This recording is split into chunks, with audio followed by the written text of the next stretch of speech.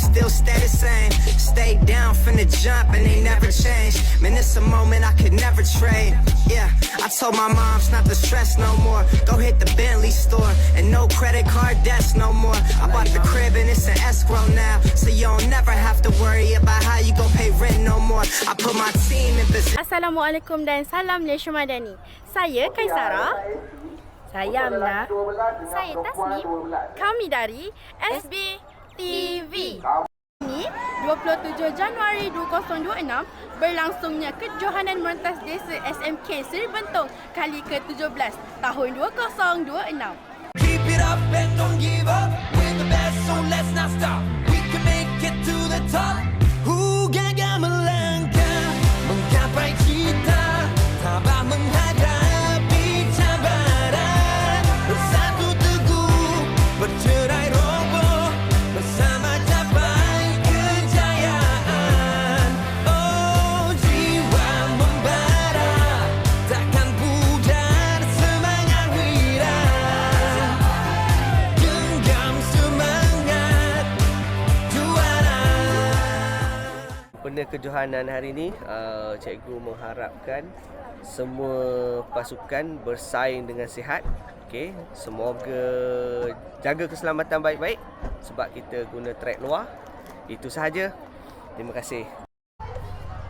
Pada tahun ini, 4 buah rumah sukan iaitu Taurik, Khalid, Amru dan Soleh akan merentap gelaran juara Merentas Desa pada tahun ini.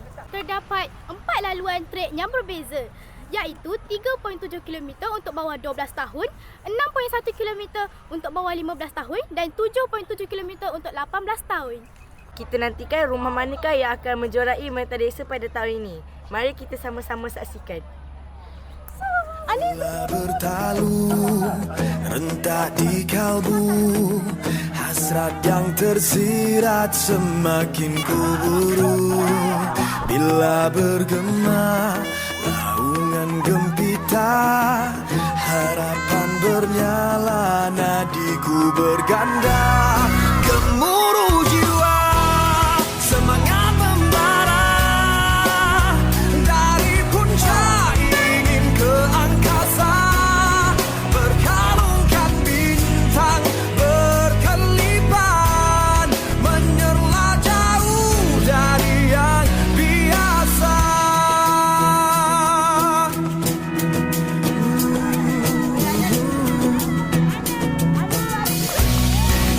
Bila bertalu, rentak di kalbu, hasrat yang tersirat semakin kubur. Tahun ini rumah sukan mana yang akan menjadi juara? Hijau.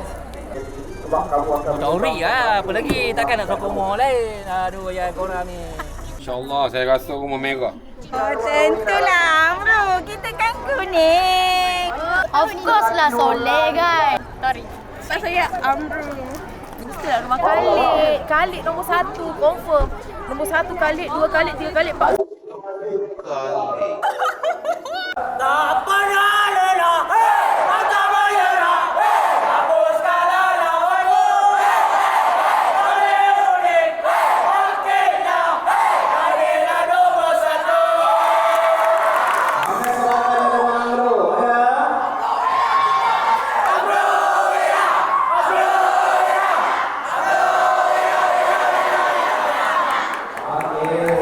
In the eyes of the world adalah selangkah